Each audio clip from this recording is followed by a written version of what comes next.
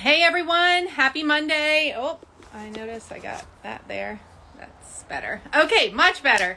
I hope you guys are having a great Monday so far. It's a beautiful day here, so I thought I'd do this live outside. Today we're going to be joined by the one and only Jess Buckley. She is amazing, an incredible strength coach, a holistic strength coach, someone who I greatly look up to, and she's going to answer all of our questions as busy moms and talking about strength training and exercise and how do we navigate this world of trying to be strong, trying to be fit, but also still trying to be healthy, and not, running ourselves into the ground with training. And then also, how do we fit all this in? Like, how do we even make this work in the world as mom and a busy woman, working woman, wherever you fall, even if you're not a mom, I think you're going to get a lot out of this live. So we'll just wait for Jess to join. There she is, and then request to pop on, and then we will go on together. We have some great questions lined up, maybe a little bit too much to bite off, but if you guys have questions that you want to share and you want Jess to answer or myself, then please feel free to drop them in the comments. So yeah, there we go. All right. Actually been looking forward to this for some time, so I'm glad that we were able to make it work. So we'll just wait for Jess to jump on. Maybe you can drop in the comments if you are actually currently training or you have a training program that you're working through right now. But thanks for joining us, Jess. I appreciate it. I know you're super busy. Hi, I know you get like corporate Jess right now. I'm in the office, so I'm putting on my Coach Jess hat. That's awesome. Okay, I'm so excited for this because I actually am looking forward to a lot of these answers and just hearing your viewpoint as a strength coach. And just really quickly before we jump into the questions, in case people don't know who you are, can you summarize your very, very lengthy resume and just kind of give us an idea of who you are, what you do? Sure, I guess, I am a holistic strength coach, so I help so many kinds of different people feel better in their bodies, and I've been doing that for the past 10 years or so. I've dabbled in everything from bodybuilding to powerlifting to strongman to just doing things outside of the gym, and lifting is a supplement to that. I'm also a yoga teacher and do a lot of breathwork coaching and learning in my own practice. Yeah, that's me in a nutshell, like a very small nutshell. Very, very small, because your list of education is very long, and I know you're continually learning, like Hmm. constantly. And so that says a lot for coaches that are just continually investing in self because you really want the outcome for your client. And that just shows in your expertise. And not only that, but just the amazing amount of content that you provide. I know I get things all the time, and I'll write in my workout, like in my notebook, Coach Jess, like next to it, so I'll know where to reference whatever I titled your exercise that I'm doing. So I appreciate it. But Oh, we thank have you. we have tons of stuff to talk about today. So I'll jump right in with our first question. So when middle-aged women, I'm going to read it here. When Hmm. middle-aged women come to you and they really want to get in shape, and they say, "I just want to get in shape," what's the number one thing that you're looking for as a coach to establish a program for them? I'm obviously looking at their schedule, what their life looks like outside of the gym, what they're able to incorporate and commit to in their life. And obviously, people come with so many different spaces. Some, like if they have never worked out before, let's say it's that person, or they haven't worked out for a very long time, like they had kids and there was a hiatus or things like that, then it's like, okay, do you have space in your life to work out regularly? Where? What does that look like? What does establishing that new routine and that new habit look like in your life? So that's more of a logistical perspective. From a physical perspective, I'm looking at, can they squat? Can they hinge? Can they pull, push? Like very basic foundational movement patterns that I want to teach them, obviously, before letting them loose, I should say. And so there's always in my mind this onboarding checklist of movement skills that I want to make sure people are able to do. Like, do they need more or less attention to pelvic floor mechanics, breathwork mechanics? The answer is always yes, but how am I going to deliver that to different types of people? Because sometimes women come to me and they're like, okay, I have these pelvic floor issues, like, let's work on that. And they're very easy entries into working more in depth on those types of things. And sometimes they're like, nope, I just want to work out. And then it's like sneaking in a little of that, like what I know that they need. But it's always meeting somebody where they're at. If someone has a well-established gym routine and they're like, it's not working for me, that's an easy, like, okay, we're just going to change up what you're doing. And we're probably going to introduce some new concepts to you that you might not have been familiar with before, such as breath work or things like that. But if it's somebody that has never exercised before, my goal is to always make it as easy as possible for that person. So if they're like, I don't have a gym membership, I'm like, okay, well, if that's something you're interested in, great, let's sign up now. Like, let's just do that, get it out of the way, and then we'll start. If they're like, no, I really think I need to work out from home for this to be successful, great, I'll make a workout routine for you at home. Like, that's totally fine as well. Yeah, I think those are all like valid points and things that a lot of moms don't think of, because now we have everything on demand, and a lot of times it's like all these little random workouts that are kind of thrown together. But programming is so important, and especially like smart programming, like you said, thinking about when was the last time they worked out? Like, how are you looking at your world? Because it has to be able to be integrated. Otherwise, the best program in the world is not any good, because you can't execute it. That's so important. One of the best compliments I've ever received, and this is why I actually really do enjoy working with people that don't have a big workout history or exercise history, is to make it more succinct, they were just like, I felt very like safe with you, and not, like I could do this every day, and I wasn't super sore and I wasn't super tired, and I just felt good. And I noticed that I was like moving better. And that's exactly what your entry to physical activity should be. It should never be.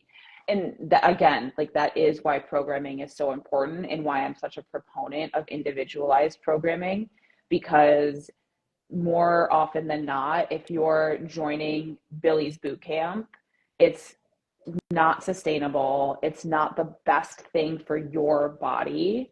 And you'll probably just end up digging yourself into a hole that you'll have to get out of in 3 years, 5 years, 10 years, whatever that time period is. Yes. And for like busy moms, holy cow, it's such a nightmare on so many levels. Like, nervous system is your gut, everything is just so intertwined, and thinking that you're going to generate more energy as a result. And what's the number one thing most moms come to you for as a goal? Lose weight, look better, lose weight. And that's typically not our starting point, but we're going to end up going down another road. I know with that. So we'll stop that train right there.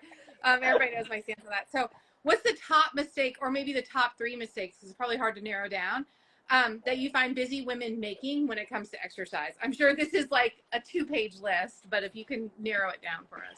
Obviously, and this has been said so many times, the all or nothing mindset. And I think just as humans, that's a very common trap to fall into. I fall into it myself. It's like, oh, if I can't go to the gym this is old Jess, vintage Jess. If I can't go to the gym for 90 minutes, like, why would I go? If I can't go walk at least 3 miles, why would I go for a walk? Like, crazy. Everything adds up. And it really is like movement snacks throughout the day that makes so much more of a difference. It's like, I don't have to breathe or do relaxation techniques for 20 minutes every single night for it to be meaningful and powerful and make change. Like, I can lay on my gorgeous ball for 5 minutes and feel better immediately afterwards. So definitely that all or nothing mindset. I think, again, it's the picking random exercises or workouts to do, that I don't think it's bad, but I think that randomness has to be earned first and foremost. And you you have to have an innate understanding of yourself and a connection to yourself to have the freedom to do what you want. I mean, for all intents and purposes, I love a hard metcon as much as the next person. I like pushing myself hard as much as the next person, but I'm not doing that every day. And I've worked really hard to kind of earn that right to push my performance. And just because it's a hard, fast, sweaty workout does not mean that you're serving yourself long term. Yeah. So definitely like the high intensity is the best way to exercise, I would say, is number 2 if we're trying to number these. Let's see. I guess that was like more than 2 things. There was a lot in there. Like high intensity is not always the best option. Picking random things is not always the best option. Making an all or nothing mindset is obviously not the best way to go. Yeah, and I love how you said that randomness is earned, just like intensity is earned. And it comes with intuition and learning, and that again speaks for the benefit of coaching, because if you have a coach, whether it's like a health coach or a movement coach or strength coach, you're learning something so you can then adapt. Because especially now, since a lot of stuff's virtual, like coaching, you have to have your own intuition. Like the more you know about your body, and also when you're executing a movement, like what are you doing? What are you trying to do? That so we're not just going through the motions, like really understanding it. And that may be something that you get to over time. But I definitely think that as busy women, we kind of just look at it as checking the box. And I used to say that's really terrible, that we just think about it as checking the box, but I really don't think that's so terrible to start with, because sometimes we need like more robotic type activities just to get us through to the next season, especially in motherhood and like really busy times where you just don't want to think a whole lot. You just want somebody to tell you, and you just want to just do it. 100%. Yeah. 100%. And I always say, like, it is my job as the coach to make this as easy as possible for you. And they're like, that has to be a trick. This can't be. And I'm like, no, like genuinely, this should not be something that you dread. This should not be something that feels super hard. Like, just because something is hard doesn't mean that you have to do it. Yeah. Ugh. Yeah. That's so good too. Like we could go on forever about that. And then someone commented that movement snacks are their next most favorite thing. I think way back, Katie Bowman termed that movement snack way back. I mean, like probably 10 years ago.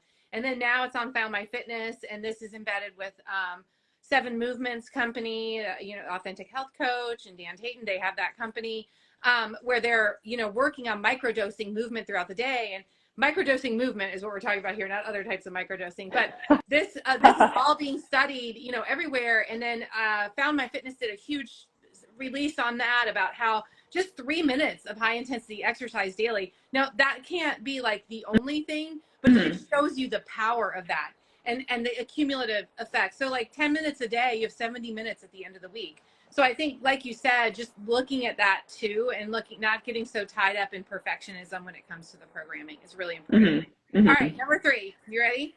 Yes. When women are super busy and they have multiple possibilities of stress in their world, so whether that be kids, work, short on time, or all of the above, they may have real and perceived stress. So their stress threshold is super low. Everything triggers them. Everything is just a mountain to accomplish. And they really want to train hard because that's what they've used forever as their coping mechanism. But now they're getting to the point where training hard no longer feels really good. They feel like junk afterwards. They feel more sore. They're not recovering, but they still want to train hard. And they come to you and they're like, I really want to train hard. Help me get back to that. What are some things that you as a coach, a holistic coach, use to help them understand the process of improving fitness in conjunction with health? That's the hardest thing, right? Because, and obviously I'm not a mom, but this is a journey that I went through on my own that you helped me through, but you have to really exercise from a place of capacity and having the ability to, again, it's earning the right to push yourself hard and push yourself at those higher intensities. And so, you know, most women, everything is so deeply rooted. I should be doing more. I should be able to push myself more. I am capable of doing everything all the time. I don't need rest, or I can't rest, or all of these things that just pile on. And it really does come out in fitness sometimes, because fitness is our bodies and it's tied to so much vulnerability. And when you feel like you can't, or you're no longer able to identify as the person that is kicking ass in every aspect of your life, it's hard. So it's a lot of those conversations. And I really do try and lead by example. Again, I'm not a mom, but I'm a very fit person. And I've worked and continue to work really hard to earn my fitness and to earn the intensities that I'm able to push myself at. And I think most people are surprised to learn that it's, 45-minute gym sessions. It's a lot of breath work. It's a lot of connecting to my nervous system and genuinely asking myself, what is it that I need today? And giving myself permission to do that. And it's not doing high intensity exercise because I have to. And I mean, it's just all encompassing, looking at the whole picture. And a lot of times I think it's me as a coach giving women the permission to do easier things. For them, it's a hard thing, or whatever that thing may be. But I'm like, look, this is me as a strength coach, as somebody who does fitness for a living. I'm telling you, it's okay to slow down. It is okay to have lower intensity movement practices. And, it's always meeting somebody where they're at. So if I have somebody that's like, I thrive on CrossFit or Metcons or something, it's like, okay, great. We're going to start with breath work. We're going to do some movement prep. That is whatever you need as an individual. We're going to do some strength work, like progressive overload strength work. And then I'll give you a 10-minute Metcon at the end, or I'll make your accessory work a giant superset where it feels like you can move in a lot. And then I'm going to make you breathe at the end of your workout for 3 minutes. So it's just, I try as hard as I can to meet somebody where they're at mentally and physically. Mentally to me is more important, because the physical part doesn't come along unless they are trusting you from a psychological perspective and an emotional perspective. And they feel like, okay, this is a place where I am seen, I am safe, I am heard, and I'm going to trust this person to help get me where I want to be and where I need to be. Yeah. Yes. Yes. Like for everything, literally. I think, that I have been there. I don't know how many times also where, I thrive on intensity. Like I thrive on it, but my world right now is not set up for so the way that I've trained historically. But that's okay, because I know that what I think is so important as moms is that if time freedom is not on your side right now, or even busy people that are in the working world, a time freedom is not on our side, that we need to do all the things so that we protect our fitness. Like you said, you work really hard to be able to do the workouts that you do. And I don't think people realize like how hard you work. And not only from a nutrition perspective, like it's not about perfection, but it is about continually putting the effort in. Like for example, like if you have one good night of sleep, like you just don't say, well, like, all right, well, I slept really good, I'll just check that box, I'm good, I'm not gonna have to do all the things that gave me that good night of sleep tomorrow. You have to continually do it. Like all the things you're protecting your entire system as a whole to be able to do that. Because then one day we won't have this enormous load that we're carrying on our shoulder. And I see that, at least now, working in the hospital, working towards nursing, that you see the people that have done those things and now they have the time freedom and they may be in for like a knee or a hip replacement, but they're hiking, they're doing all the things, they're doing the things with their time freedom and their body can do it. What we don't want is to trash it all now and just try to go for high intensity to achieve the aesthetic, the shape, and then we're garbage later. Because that is what happens. Like, we've had so many conversations about this. And it's so important to remember that. Like, I don't know how else to emphasize that. I think being in the fitness industry is difficult as a female. I mean, is difficult as a female because a lot of times you're looking at younger women. Yes. In their 20s, and it's not super hard to be in shape and look good in your 20s. You probably don't have kids, you have a lot of time.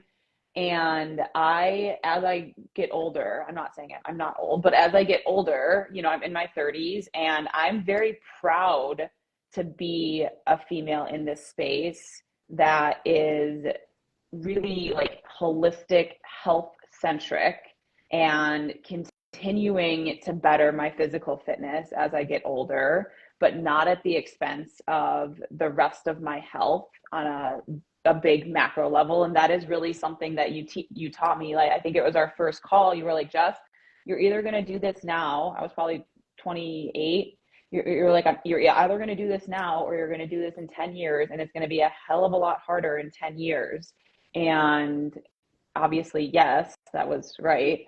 But it's, you know, I want to show real women that exist in the real world that it is more important to take care of yourself for the long term than to look at other people out there and think like, if only like I should look like that person or all of these shoulds. It's like, no, you have to take stock of your life where you're at and set yourself up for success 3 years, 5 years, 10 years from now. Exactly. And the setting yourself up for success. And also, oh gosh, well, I don't want to get off on a tangent, but my post tomorrow will highlight the whole thing about like perfection and the outfits and the fitness outfits and you have to, God bless, like most of us are training in our pajamas in the garage at like in the morning before the kids wake up and then hustling inside. And that's just reality. And that's okay. That's good. That's okay. That's a whole nother tangent, but yes, for the long term. But all right, so you and I know this both very well because we were original boot buddies when I broke my foot, and then you had that traumatic injury to your foot and ankle complex. But if someone is injured, and I think traveling from a distance along that journey together and kind of watching what you were doing, and you were watching what I was doing, and we were just kind of like going along. Neither one of us sat down and said, I'm just going to sit on the couch for 6 weeks in my boot until the rest of me gets better. No, and it's not from a mind, we kept going, but it wasn't from a mindset of, I have to keep my fitness going. I have to keep my fitness going. I have to make sure I don't gain weight. It was not that. It was, what other contributing behaviors can I bring in to support the healing process? So not only do I heal from this injury, but then I come out of this injury possibly even stronger. And I've heard you say after you went to David Gray's course recently that like that foot actually functions better. Like you have greater function in that side.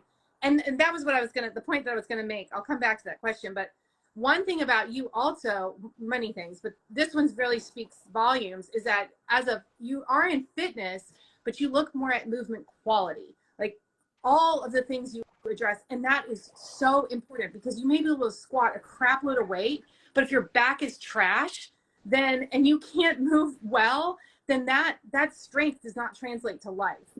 And especially as moms, we're doing all kinds of stuff that should create so many inefficiencies and increase our perceived stress of our world because our body feels like crap. And that's where it's so important to get us to work with a coach who not only looks at, yes, I want to improve your fitness, because yes, that is huge for health span, but also we got to make sure you're moving well, because otherwise you can't translate everyday life activities like cleaning the house and yard work and stuff to actually contributing to fitness.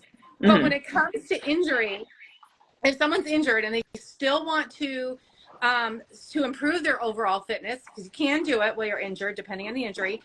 Can they do so? Which I just kind of answered. But what are some other things they can do to support themselves while they're healing?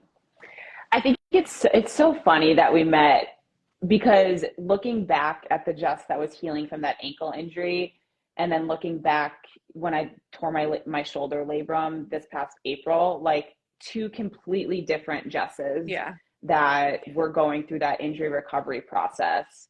And I think the Jess that went through the ankle injury is what brought me to you and led me to working with you eventually. So very grateful for that version of myself. But I think me working through this shoulder injury was probably a healthier, more holistic example of working with your body and not fighting against it. And I did not stop moving when I dislocated my shoulder and tore my labrum, but I really, really deeply respected my limits and where I was at. And as far as, can you improve your fitness? Yes, but that might look completely different than someone thinks it looks. Yeah. So, let's look at like cardiovascular fitness, especially like long steady state. Amazing. Like that is nothing but beneficial for you. When I think across the board, like if you're looking at 120 beats per minute or lower, you can't really go too far into the woods when you're doing that. It's very good for us. Ugh, annoyingly. I say that all the time. Ugh, God, cardio feels so good. But, our bodies are really, really resilient. And someone explained to me injuries are like, and I tell this to my clients all the time, they're like the rings on a tree trunk. And if you stop moving, and this is true with like scar tissue, with surgeries, or I think with any soft tissue injuries, if you stop moving that area altogether, it's just going to keep the immobility, the scar tissue, the fascia, whatever is going to just keep getting bigger and bigger and more immobilized. And so there are always ways to either continue to move, maybe not the injured body part, but certainly the areas around the injured part. Like for my shoulder, it was so much breath work. Breath work is probably always a safe bet, right? Because not only will breath work keep your torso mobile, your pelvic floor, your thoracic diaphragm, which is the core of everything that we do, you can certainly always work on improving those mechanics, but it has the twofold of calming your nervous system down, which will really let your body rest and repair whatever the injury may be. Like it's going to take our bodies so much longer to recover from an injury if we're stressed out about the injury, or if we're continuing to push our body into a stressed out state. So that was definitely like ankle Jess. Shoulder Jess, like I tore my labrum in April, and I would say I was back to full function by July or August. Like full function. And I, started this hockey season in September. So that was a lot more, okay, I'm going to do a lot of breath work. I'm going to do cardio, and I'm going to walk a lot. And I certainly did high intensity things. Like I had 2 working legs. It wasn't like I wasn't pushing my body in some aspects, but it was a lot more continuing to work on your fitness doesn't necessarily mean what people think it means. You walked right into that, and I love it, because I did not at all mean about becoming more fit. And people think, oh, I'm more fit. Fitness is such a big umbrella, and it's like mental, physiological, all of these different aspects. And the more we start thinking about fitness like that, the better off we are. And also understanding that women are not men. Like our whole, like we don't, that's a whole nother angle, but let's stay with the fitness part. Like we need to look at our lens. If we shift our lens, you take so much pressure off of yourself. And if you think like long game, big picture, is it's completely transformative. And if you are injured, also looking at and thinking, and I think a lot of women here with either pelvic floor, or I know I heard it with pelvic floor, you just need to do a lot of Kegels and rest and recover. And we all know about Kegels. We don't need to go down that line, but like you get stuck in a restorative exercise loop and you're stuck constant. And that is not a good place to be mentally or physically because you just degrade. Whether it be like you were diagnosed with adrenal fatigue or you were diagnosed with any number of like fibromyalgia, any of these things, there is always a way to move and train that is kind to your body. There's always an environment. It's whether or not we can build up our fitness as a whole to make that mental shift to go down that road, because it may mean you're in the water for a while. It may mean that you need to restructure your world to a degree so that you have the environment so you can improve your overall fitness and overall health. But yeah, you nailed it, Jess. I didn't have to say anything. I love it. I mean, it's so funny. Like, I am a strength coach, but what I always say that I do, I'm like, I teach connection to self. And to me, fitness is nervous system resiliency, adaptability. Like, that's all fitness is. It's an expression of how high can we rev our nervous system, but also how low can we rev our nervous system. Fitness is not just how high, it's also how low. And it's that full encompassing, like, knowing our bodies, knowing ourselves. And I start all my yoga classes with, what is your nervous system telling you right now? What is it that you need? And you can start every exercise session that way. And that's why I do personal training, but I do a lot of remote programming because it forces people have to take autonomy for their bodies and what their bodies are telling them. And that's what I want to teach people. I'm like, I want to teach you how to be more connected to yourself, how to check in with yourself, how to take autonomy and saying like, no, that's not going to serve me today. I'm going to go to X, Y, and Z instead. That's awesome. And gosh, your clients are very lucky to have you. That's what most of us need. And I know, man, if I had followed that school of thought 10, 12 years ago, it would have saved me a whole lot of time and effort. But you have to come like to that place on your own. Fortunately, now there's a lot of nonsense out here that both of us see, but there's also a lot of good. And if we can have the right filter, and that just comes through knowledge and education. So I know you're busy, so I'm going to give you one more. When it comes to programming, do you recommend, we kind of talked about this, consistency over variability for women who are returning to exercise after a gap in training? So these are typically the women that say, I got a Peloton, I got Beachbody on demand. I have clients that are like 15 minutes and I'm cooked. And it's like really low intensity because it's just that exercise intolerance still. And they have a lot of variability in there. And I think that feels a safe space because it kind of keeps them from forcing an increase. But at the same time, it doesn't allow for an adaptation. So what is your perspective on that? When you've you have a kid and he's like 3 years old and you really haven't done anything other than run around and done like hit or miss pelvic floor training with a physical therapist, and that's about it. You need to be on a program. Like, you need to be on a program because otherwise you're just spinning your wheels.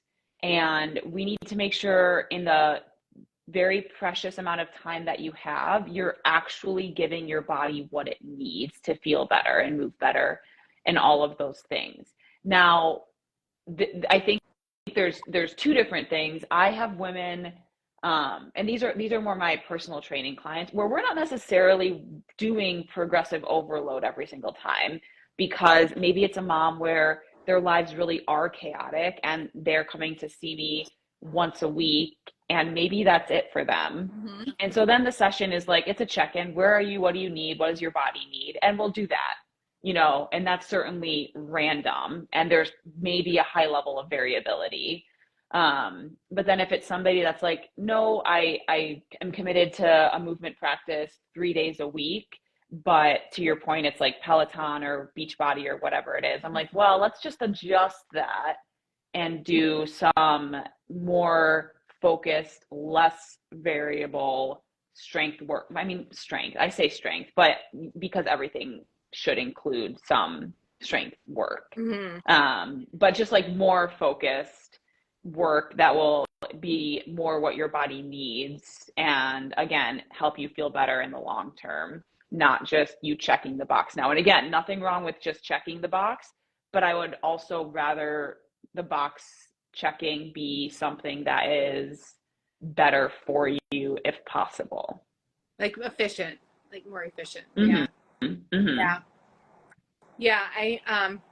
So I think the things that I've pulled away from this really are, programming is super important, not necessarily for the reason that we're looking for X, Y, and Z outcome in 3 months. And in fact, I feel like the people that are most successful with me are the ones that kind of put the aesthetic, kind of tuck it away as a side effect, and think about things like, man, I want to be able to go out and play soccer with my kid, or I want to be able to haul all the chairs across the field at the soccer game, get in the car, drive, back home, get out of the car, take everything out, and I don't feel like total trash.